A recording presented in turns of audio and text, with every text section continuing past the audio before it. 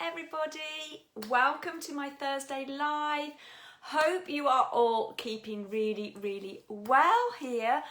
Okay, so if you are here live, do drop me a hey in the comments. Say hello, join in, don't sit in the shadows. I like to sort of say hi to everyone. And if you are catching up on replay, do the usual and do hashtag replay.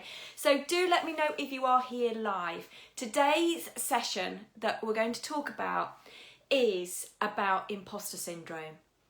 So if you've ever heard yourself saying things like, I'm in over my head and somebody's going to find out, or that you feel like a fraud, or just feeling that the idea that you've succeeded has just been purely down to luck and rather than your talents, then, the other things are that you've had you may have got a promotion, but you can't quite believe that you've got that job. Bonjour Chantel, so lovely to see you. Or maybe you just compare yourself to other people doing what you're doing. And so just let me know if any of those are things that you've heard yourself saying to yourself or heard yourself doing, because feeling like an imposter or feeling like a fraud or feeling like that you shouldn't be there is something that I've also dealt with. And actually, it's one of those that I didn't even know it had a name until a few years ago. But it does, it has a name. It has this name of imposter syndrome. And it can really knock your self-esteem. It can knock your self-esteem. And I know as a coach, hey Martina, lovely to see you. Can't wait to see you later on. So yeah, I feel as if as well that, it can really knock your confidence. And as a coach that I'm seeing it more and more. And in fact, only yesterday I was speaking to a fabulous, one of my fab ladies who does amazingly well and has got 20 years of experience. And yet she still feels as if she has got to constantly justify herself, that she doesn't feel like the expert, and yet she's got all of this fabulous experience, and yet she still has this imposter syndrome. So Chantel, you compare yourself to others, sometimes positively, being honest, absolutely, and sometimes negatively. Absolutely. Hey Stephanie, lovely to see you. I haven't seen you for ages, so lovely to see you. So often when we have these kind of traits, we can self-sabotage, we start discounting our own abilities, and it really does absolutely limit your success. Oh, hey Marie, lovely to see you. Great to see you here live. So I'm missing our sessions. Oh my goodness, I'm missing our sessions this week. So this is, I know for me, imposter syndrome is one of the top key areas that I've noticed that really stops you moving forward. Oh, hey, lovely Karen. Oh, we've got some great people here today. Lovely to see you all. So today I'm going to be sharing with you three simple tips to overcome this right now. So this is something, if any of this that I've said today is you, then this is really going to help you, as long as you take the action, because it is all about taking some action as well too. So three simple tips that you can do today to really start moving you forward. If this is something that you feel that you've had happen to you, or, and it can be something that you have, up and down. It doesn't have to be something that you think, oh, I've got it all the time. So let me tell you first of all, I'm missing you too, Karen. I know, it's horrible, isn't it? It's horrible when our group finishes. I really hate it. But I know you're all doing amazingly well, and this is just the start still. So, okay, so I'm just going to give you a little bit of my background as well, and how imposter syndrome has affected me, so that you can actually see if it's something that resonates with you. So first of all, I'll tell you about my background first of all, for those of you who don't know me.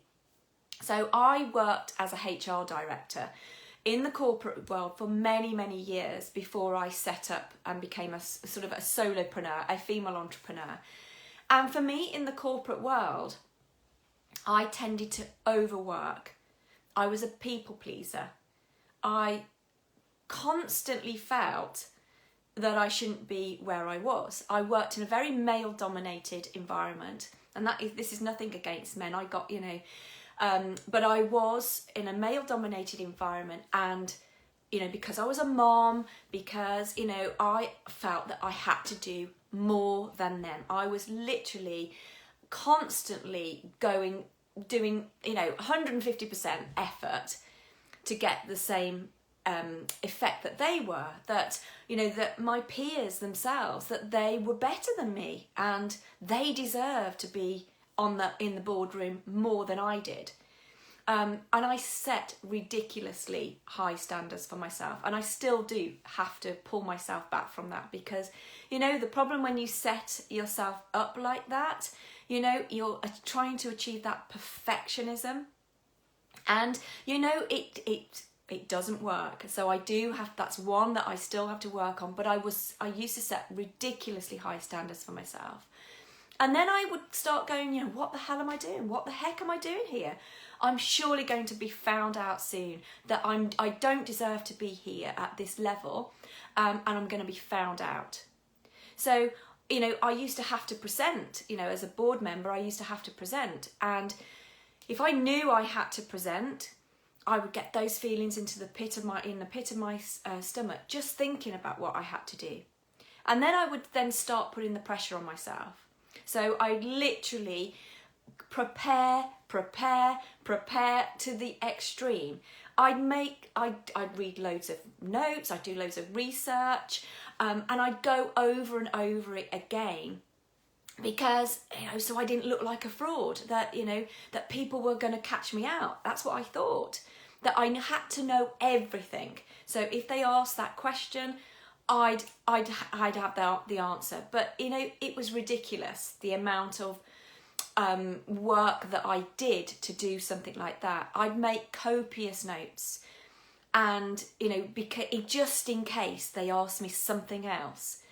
And do you know what? I never ever had a chance to read those notes through the presentation, which would then make me feel even worse, because I'd think, have I missed something? Have I done all of that? And afterwards, people would actually say to me, oh, that was fantastic. That was absolutely great. But I wouldn't focus on that. I still wouldn't believe it. No matter how nice people said that they were, I didn't think it, and I would focus on the negative ones. I would think, oh God, I overran over time, and oh, I didn't get to say that, and I think that I was wasting their time. So, and even if like I said, even if I did a really good presentation and I got great feedback, I would actually be thinking, phew, I've got away with it again. Thank God I didn't get caught out this time. So let me know if any of that resonates with you. Please do let me know in the comment if any of those things that I've just said is something that you've also felt.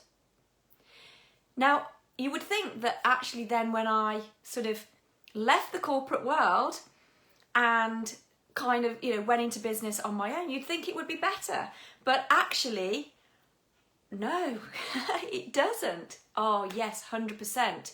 Marie, sometimes people compliment me on your work and I think they are just being kind. Yeah, exactly. We can't believe, can we? We can't believe that it's actually because of our talents, that it's actually because we are good at something. We actually then start to look for other reasons that they could be saying that, or they don't really mean it. They're just saying it to be nice.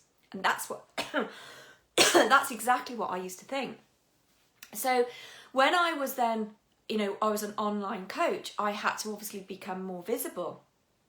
And I had to be known and I had to be out there. And the same feelings would come up even more there. It's really tiring. Absolutely. It's really tiring, isn't it? So you can relate to that, Els. And it's really tiring. It's draining. It's draining because you're constantly doing over and above what you need to try and justify your position there. You know, I was thinking, you know, why would people think that I'm the expert when, you know, actually the evidence is there to the contrary. So I bet if all of you had to really think about it, when you think about that now, that you look back and you go, well, yeah, because I've got X amount of experience, or I've done this, or I get these results. Because I know that that's the thing that I find now, is that I work on the results that I'm getting. If any time this little self-doubt comes in and I start comparing to other people and I think, you know, why are they doing that and I'm not? Then I start looking at the results that I'm getting. And then and the experience that I've got. Because the point is, with imposter syndrome, the first thing you need to know that it's nothing to do with intellect or anything like that. Anybody can have imposter syndrome.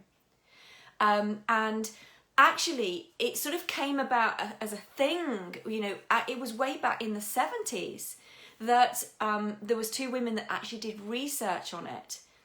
And you know, there was they did this research on 150 women who externally had lots of success. They were very successful in their careers. They got awards, they got accolades, they got qualifications. But what was on the outside wasn't matching on the inside. And that is exactly what imposter syndrome is about. Doesn't matter what you've got on the outside. Inside you feel a fraud. You feel an imposter, that you may be found out. And actually the characteristics are that they've got high levels of perfectionism. You know, and these are the characteristics that this research did, because they found that they got to get everything absolutely perfect, and they were very critical of themselves if they didn't get their, you know, their target, if you like. And they're their own biggest critics. And as Al said there, it gets really tiring. We often live in this state of anxiety and fear and self-doubt, even when compliments come in. You know, we tend to then focus on the thing that didn't happen rather than all of the things that did happen. Chantel, so the word expert makes you feel a little uncomfortable. What is it about the word expert that makes you feel uncomfortable, Chantel? Stephanie, or even being called a wizard, as it is what somebody called me yesterday. It feels wrong to be called that. So again, Stephanie, what is it that makes it feel wrong to be called that? Because I know you're a blooming wizard. I know, because I've used your services, and Stephanie's fantastic. So I can see why you would be called a wizard. So what is it about that makes you feel wrong about it? And, you know, and that the expert you feel a bit uncomfortable with. What does that trigger in you?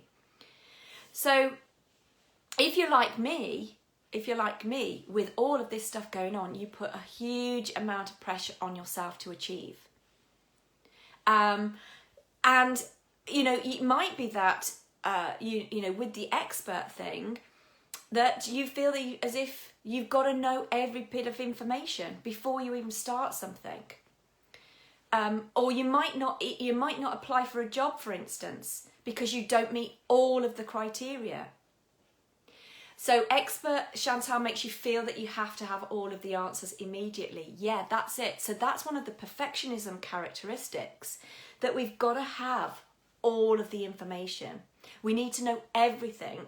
Otherwise, we may look stupid if we can't answer a question, for instance. So we're afraid that actually we might be caught out if we haven't got that answer immediately.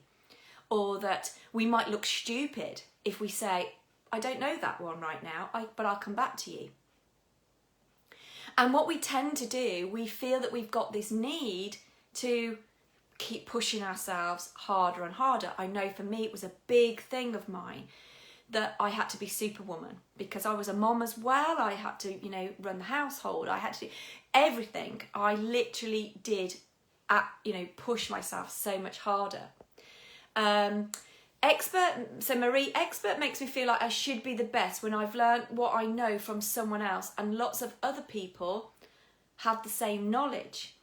Okay, so that's an interesting one, because, and you know, obviously Marie, we've worked together, and You know, so for me, it's about that you could have 10 people all doing the same thing,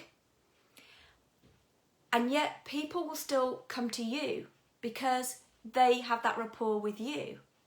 So even if you think, well, there's lots of people doing the same thing as me, I can't surely be the expert in that. You know, it isn't about that. It isn't about that at all, you know, because people come to you. And actually, and sometimes this surprises people, but obviously I do my NLP training.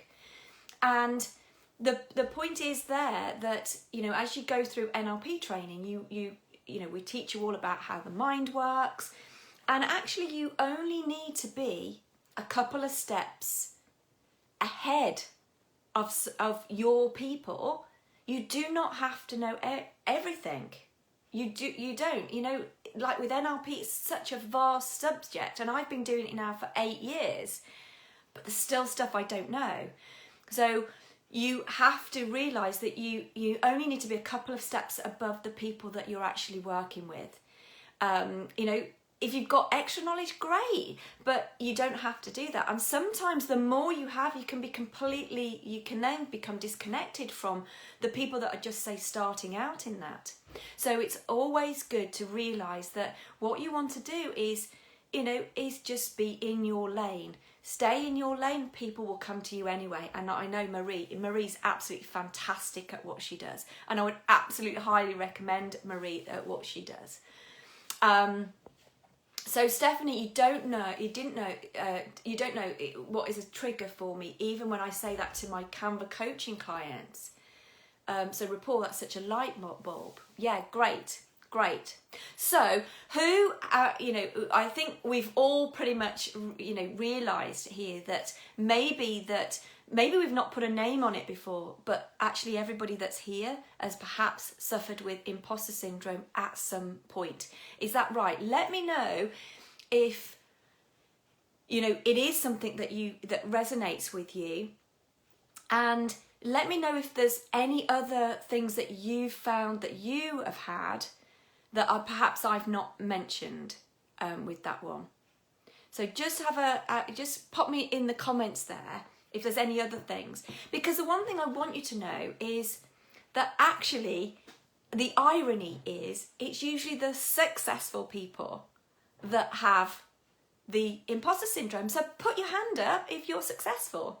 Because if you've got imposter syndrome, I bet you're successful. So put your hand up if you are successful, because it's usually those people that have the imposter syndrome.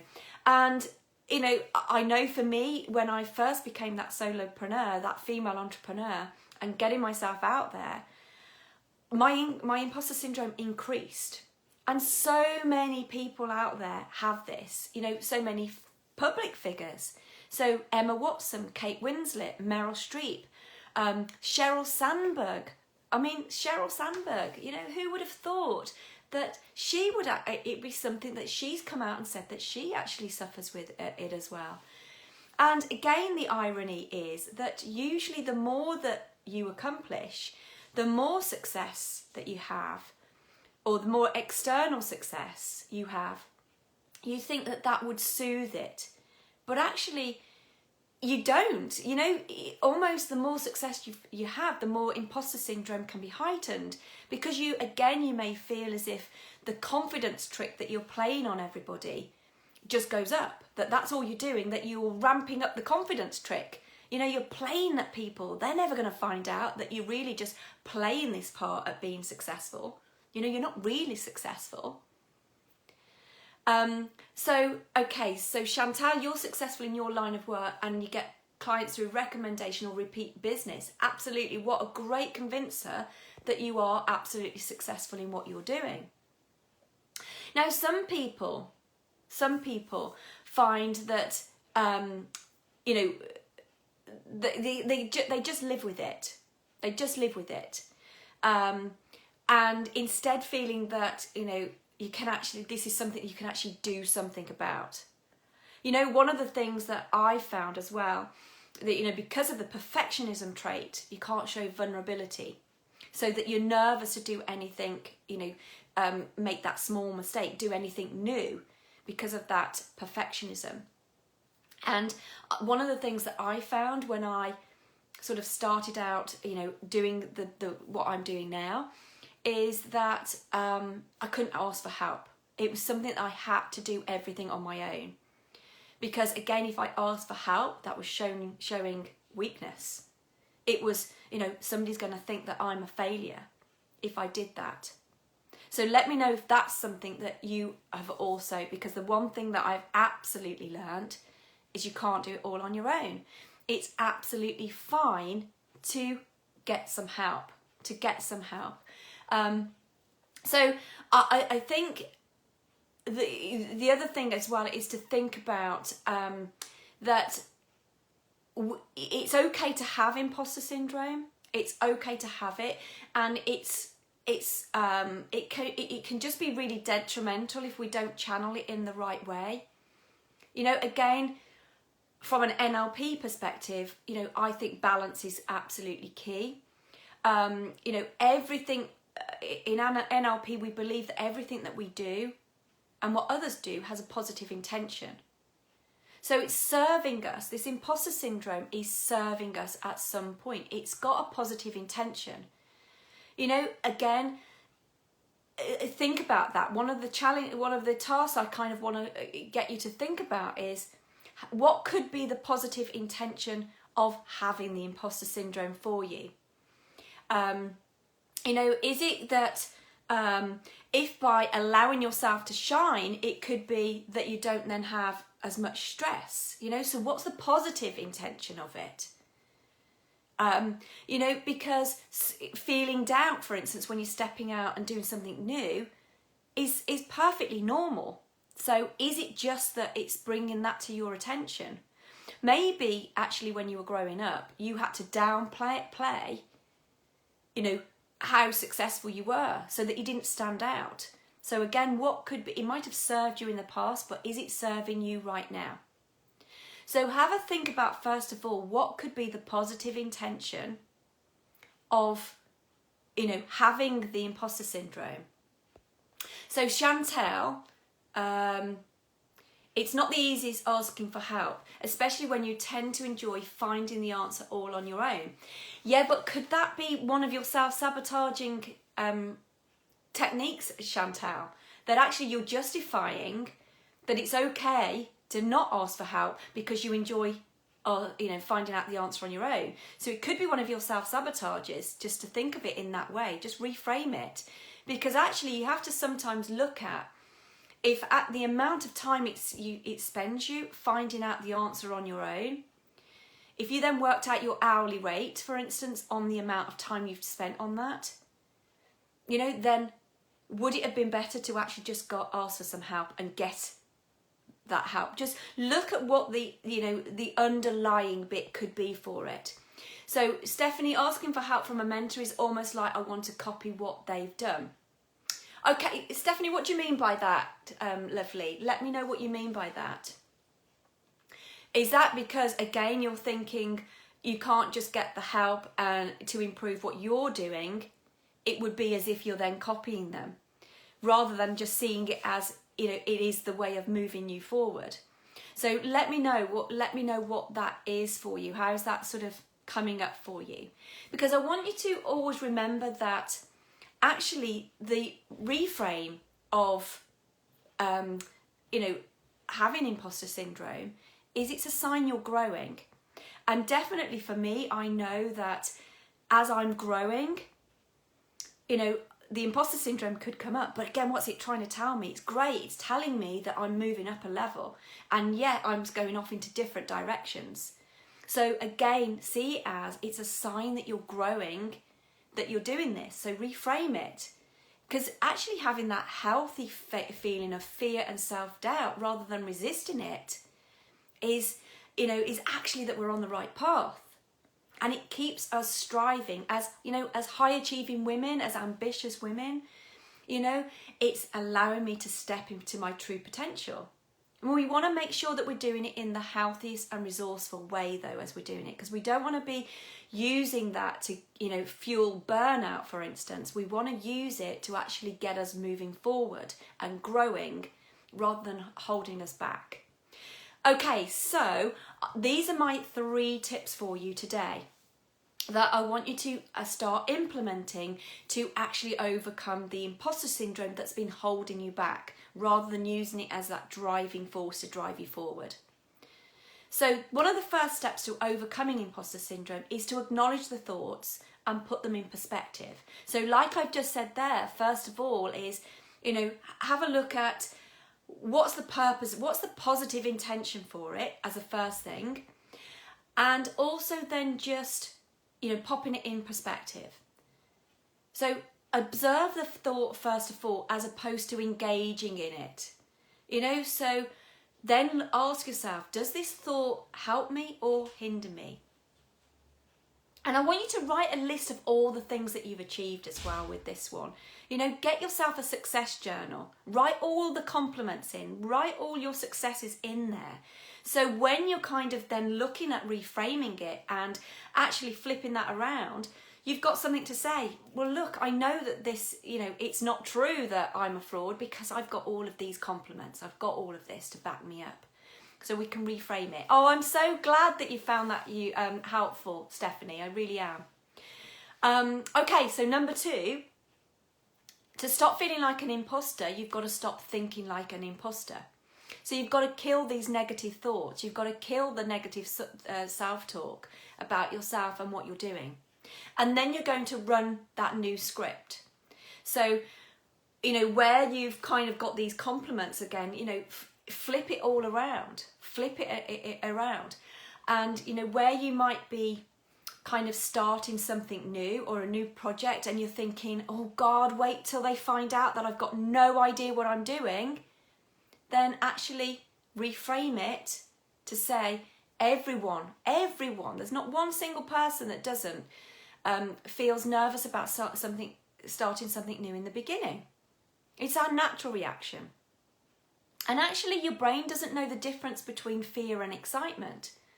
So when you're doing something, when you're confident, your confidence feels a bit shaky, you feel a bit nervous about it, I want you to just say to yourself, I'm actually excited, and flip it around that it's actually excitement that you're feeling rather than that it's a negative, so flip it around, because actually anxiety, fear and excitement, they're all on the same spectrum.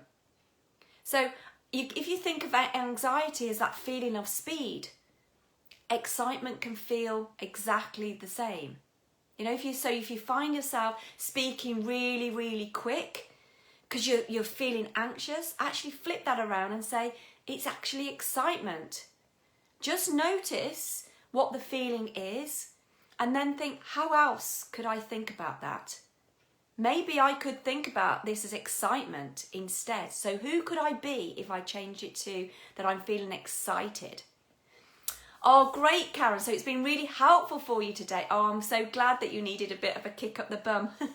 Good. I love giving you I love giving you these kicks, don't I? So good.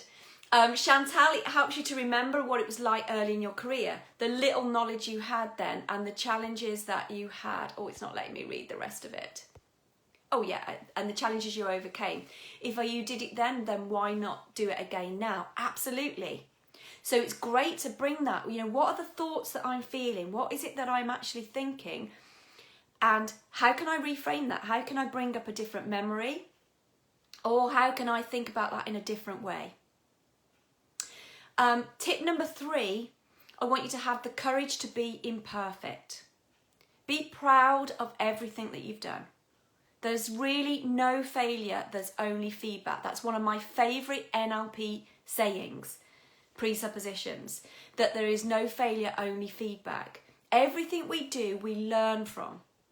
So I want you to use this to drive you forward. Allow yourself to dream and push through that comfort zone by just having a go at something.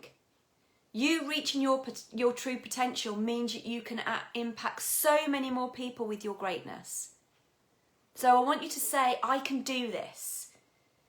And if it means that I have to do it over and over, then fine. Just take the learnings from it. You know, I want you to say, I can do this, I'm determined to do this. We're really successful women, so we can do this.